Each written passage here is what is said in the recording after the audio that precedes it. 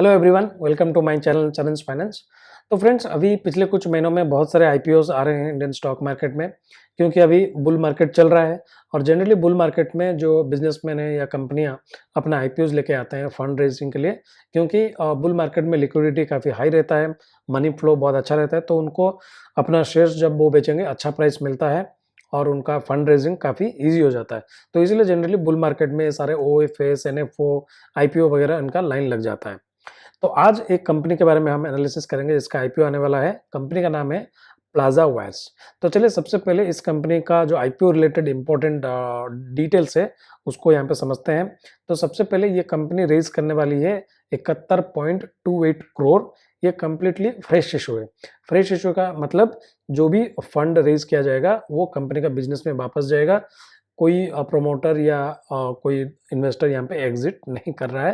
यहाँ पे equity dilution जो हो रहा है, जो भी पैसा निकलेगा वो कंपनी का बिजनेस में वापस लगेगा। तो ये फ्रेश इशू है या ओएफएस है, ये जानना बहुत इंपॉर्टेंट होता है जब आप आईपीओ में अप्लाई करते हैं। फ्रेश इशू होना बहुत इंपॉर्टेंट है। अगर सिर्फ ओएफएस है, इसका मतलब कोई एग्जिस्टिंग या प्रोमोटर्स कुछ पार्ट एग्जिट कर रहे हैं या कम्प्लीटली एग्जिट कर रहे हैं। तो यहाँ पे ये कंपनी का जो आईपीओ डिटेल्स है उसके बारे में अगर देखेंगे तो यहाँ पे जो डेट खुलेगा वो 29 सितंबर से लेके अक्टूबर 4 तक आईपीओ विंडो चालू रहेगा। प्राइस बैंड जो है वो 51 से लेके 54 पर शेयर है। एक लॉट में 277 शेयर्स आता है और जो टोटल इश्यू साइज है वैल्यू टर्म में वो 71.28 करोड़ है। अगर टोटल नंबर ऑफ शेयर्स जो फ्रेश इक्विटी इशू किया जाएगा तो यहाँ पे वो आता है लगभग 1.3 करोड़।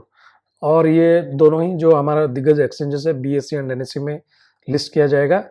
और आप यहाँ पे देख सकते हैं प्री इशू शेयर होल्डिंग क्या है और आफ्टर डाइल्यूशन या आफ्टर आईपीओ शेयर होल्डिंग क्या हो जाएगा।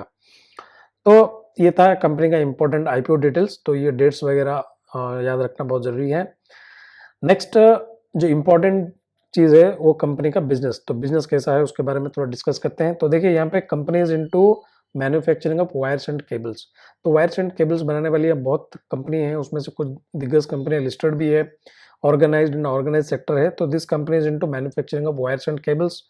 तो ये किस तरह का वायर्स एंड केबल्स लगाते हैं, जो basically this products, their products include house wires, industrial cables, telecom cables, networking cables, and also they manufacture FMEG products like fans, pumps, motors, etc. तो बेसिकली हम कह सकते हैं ये मेजरली एक वायर्स एंड केबल्स कंपनी है और थोड़ा बहुत FMEG प्रोडक्ट्स भी बनाती है। तो यहाँ पे अगर हम देखेंगे कंपनी का जो प्रोडक्ट्स का रेवेन्यू कंट्रीब्यूशन कैसा है इन FY23, जो उनका टोटल सेल्स था उनमें से 9% कंट्रीब्यूशन आया एल्यूमिनियम केबल से and copper wire and cable से आया कंट्रीब्यूशन 84.87% और टोटल वायर्स एंड केबल्स का कंट्रीब्यूशन था 94% और बाकी का जो 6% बचा that is from FMEG products. Company का अगर हम डिस्ट्रीब्यूशन देखें तो मोस्टली ये कंपनी नॉर्थ इंडियन में मार्केट में ज़्यादा डोमिनेंट है। तो यहाँ पे अगर हम इस ग्राफ में इस टेबल पे देखते हैं, अगर FY23 का डाटा देखते हैं तो दिल्ली का रेवेन्यू में कंट्रीब्यूशन था 29.44%, यूपी 31.11%, हरियाणा 6.74%, केरला जो इकलौता स्टेट है साउथ में वो वहाँ से आया लगभग 4.7%, उत्तराखंड से आया लगभग 3.9%। तो टोटल लगभग 71% या 70% इनका नॉर्थ इंडिया से आ रहा है। तो इनका बिजनेस नॉर्थ इंडिया में काफ़ी कंसंट्रेटेड है। बट इसको कुछ लोग नेगेटिवली लेंगे, यार ये तो सिर्फ नॉर्थ इंडिया में है, बट ऐसी बात नहीं है। तो ये इनके लिए एक रनवे बाकी है, एक ग्रोथ एरिया बाकी है। They can diversify their products into they can sell their products in other regions like east India, west में या साउथ में भी दूसरे स्टेट्स में बेच सकते हैं। तो यहाँ पे आप इसको नेगेटिवली ले सकते हैं, ये कह कि नॉर्थ में कंसंट्रेटेड है, बाकी जगह बेच नहीं पा रहे हैं। अगर पॉजिटिवली लेना चाहेंगे तो ये बोल सकते हैं इनके पास काफ़ी स्कोप है कि दूसरे एरियाज में भी अपना प्रोडक्ट्स बेचने के लिए। तो ये था कंपनी का बिजनेस के बारे में। नाउ जो सबसे इंपॉर्टेंट चीज़ है कि ये आईपीओ ला क्यों रहे हैं और ये आईपीओ का जो पैसा मिलेगा उसको करेंगे क्या। तो देखिए एट प्रेजेंट एक कंपनी के पास एक मैन्युफैक्चरिंग फैसिलिटी है बर्डी, BADDI, बर्डी एक प्लेस का नाम है इन हिमाचल प्रदेश। वहाँ पे इनका मैन्युफैक्चरिंग फैसिलिटी है। अब उसी लोकेशन पे वो और एक मैन्युफैक्चरिंग फैसिलिटी बनाना चाहते हैं और उसके लिए जो पैसा चाहिए वो ये आईपीओ से उठा रहे हैं। तो इसमें क्या होगा, जब नया मैन्युफैक्चरिंग फैसिलिटी आएगा उनका कैपेसिटी बढ़ेगा और ये कहीं ना कहीं फ्यूचर में जाके सेल्स एंड प्रॉफिट्स में दिखेगा। तो ये कंपनी जो आईपीओ कर रही है उसका ऑब्जेक्टिव का सबसे बड़ा ऑब्जेक्टिव ये है कि funding capex for a new manufacturing facility, जहाँ पे ये housing wires, fire resistance wires and cables, aluminium cables, solar cables बनाने वाले हैं। इस मैन्युफैक्चरिंग फैसिलिटी के लिए देव एलोकेटेड 24 करोड़ और वर्किंग कैपिटल के लिए 22 करोड़ और बाकी जो है जनरल कॉर्पोरेट एक्सपेंसेस। तो यहाँ पे आईपीओ ऑब्जेक्टिव काफ़ी स्ट्रांग दिख रहा है, फ्रेश इशू है, पूरा का पूरा कंपनी पूरा का पूरा जो फंड है कंपनी उसको बिजनेस में लगाएगी, मैन्युफैक्चरिंग सेटअप करने में, वर्किंग कैपिटल में। तो ये काफ़ी गुड इंटेंट लग रहा है मुझे फ्रॉम द प्रोमोटर्स। चलिए, तो हम लोग बिजनेस और आईपीओ ऑब्जेक्टिव के बारे में अभी समझ लिए। Next we will talk about the financials. तो फाइनेंशियल्स कैसा लगता है इस कंपनी का।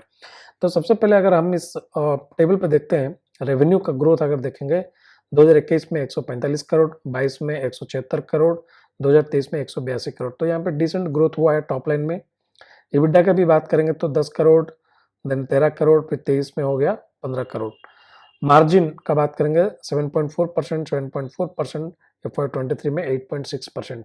तो ये जो मार्जिन है थोड़ा सा लोअर साइड में है, बट क्योंकि अभी कंपनी छोटी साइज की है तो इनका फोकस अभी सेल्स बढ़ाने में रहना चाहिए, ना कि ज़्यादा प्रॉफिट पे रहना चाहिए, क्योंकि कंपनी का साइज कंपेरेटिवली छोटा है। अगर हम कंपेयर करें जो दिग्गज पीएस है like Polycab, KEI wires, KEI industries, then अभी जो recently listed company RR cable, तो यहाँ पे उस कंपैरिजन में मार्जिन थोड़ा सा ओके कम लग रहा है, बट परसेंटेज वाइज, बट ये मार्जिन परसेंटेज वाइज कम रहना मेरे हिसाब से एक तरह का पॉजिटिव ये है, क्योंकि यहाँ पे अच्छा स्कोप है आगे जाके वो 9%, 10%, 11-12% हिट करने का।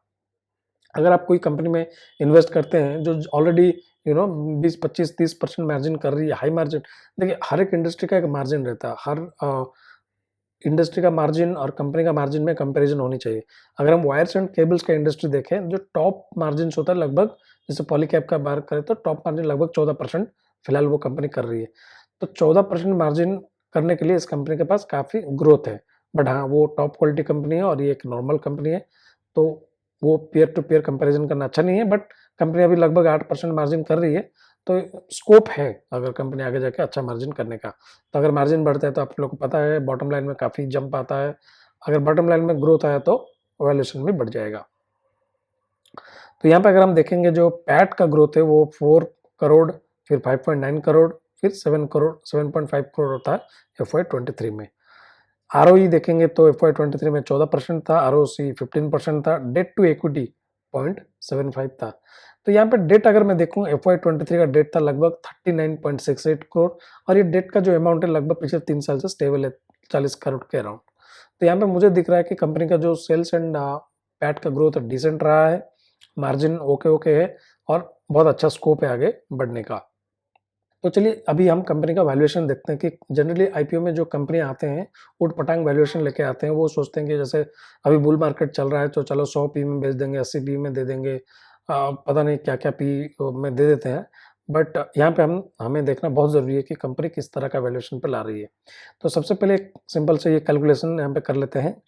तो प्री इशू मतलब प्री आईपीओ शेयर्स क्या है, तो प्री आईपीओ है कंपनी के पास 3,05,91,920। आईपीओ में कितना फ्रेश इशू करेंगे, मतलब कितना इक्विटी नंबर ऑफ शेयर्स जारी किया जाएगा, वो है 1,32,01,158। तो टोटल आउटस्टैंडिंग शेयर्स हो जाएंगे आफ्टर आईपीओ, मतलब आफ्टर डाइल्यूशन टोटल शेयर्स कितना हो जाएगा, 4,37,52,078 और शेयर प्राइस 54 हाईएस्ट बैंड पकड़ते हैं, बैंड का जो हाईएस्ट साइड है वो पकड़ते हैं। तो टोटल मार्केट कैप क्या हो जाएगा, जो total number of outstanding shares into share price, तो उसको अगर हम मल्टीप्लाई करते हैं तो लगभग निकल के आता है 236 करोड़।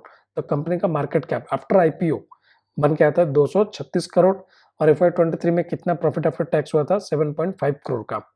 तो यहाँ पे अगर हम पी निकालेंगे, मतलब market cap divided by PAT अगर करेंगे FY23 का पी, तो वो 236 करोड़ डिवाइडेड बाय 7.5 करेंगे तो लगभग 31 आता है।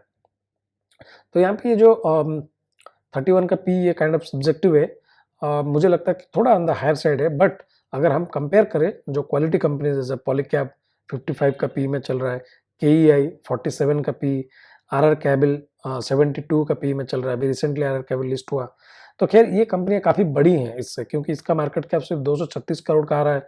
अब वो सारे कंपनी मतलब 50,000 करोड़, 20,000 करोड़, 15,000 करोड़ का कंपनी है, तो कंपैरिजन करना अच्छा नहीं है। बट 31 का पी फिर भी मुझे लगता है थोड़ा हाई साइड है। अगर वो 20-22 के अराउंड आता तो मज़ा आता है यहाँ पे, बट मुझे लगता है 31 का पी थोड़ा सा ऑन द हायर साइड है। तो यहाँ पे बट एक चीज़ है कि क्योंकि कंपनी छोटी साइज़ की है, तो यहाँ पे लो बेस है, कंपनी हाई रेट पे ग्रो कर सकता है, और कंपनी का नया मैन्युफैक्चरिंग फैसिलिटी आ रहा है, जो कि जनवरी 2024 तक उसका प्रोडक्शन ट्रायल हो जाएगा एज़ पर द डॉक्यूमेंट। और कंपनी अभी नॉर्थ इंडिया में ज़्यादा फोकस्ड है, फ्यूचर में हो सके वो east, west and south India में अपना फोकस बढ़ाएँ। और कंपनी अभी नया प्रोडक्ट, और अभी क्या वायर्स एंड केबल्स एफएमईजी का कंट्रीब्यूशन बहुत कम है, आगे जाके वो अप्लायंसेस एफएमईजी में भी आ सकते हैं। तो यहाँ पे फ्यूचर में ग्रो करने के लिए काफ़ी जगह बचा है, और ये सेक्टर बहुत अच्छा है।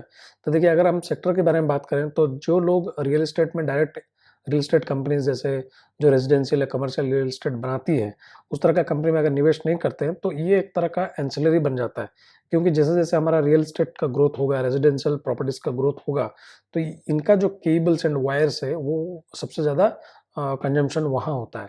क्योंकि वायर्स एंड केबल्स का डिमांड जो रेजिडेंशियल एंड कमर्शियल बिल्डिंग्स में बहुत ज़्यादा होता है। ये जब हम इलेक्ट्रिक वायरिंग करते हैं, तो वायर्स एंड केबल्स का बहुत ज़्यादा डिमांड आता है, और ये कंपनी उस तरह के प्रोडक्ट्स बनाती है। जिससे मैंने देखा कॉपर वायर्स एंड केबल्स का कंट्रीब्यूशन लगभग 84% का है, और ये जो कॉपर वायर एंड केबल्स है, हाउसिंग में बहुत ज़्यादा यूज़ होता है। और ये जो नया प्लांट आ रहा है, वहाँ पे वो लो टेंशन एल्यूमीनियम केबल्स पे फोकस करेंगे, जो उनका पावर कंट्रोल में काफ़ी यूज़ होता है।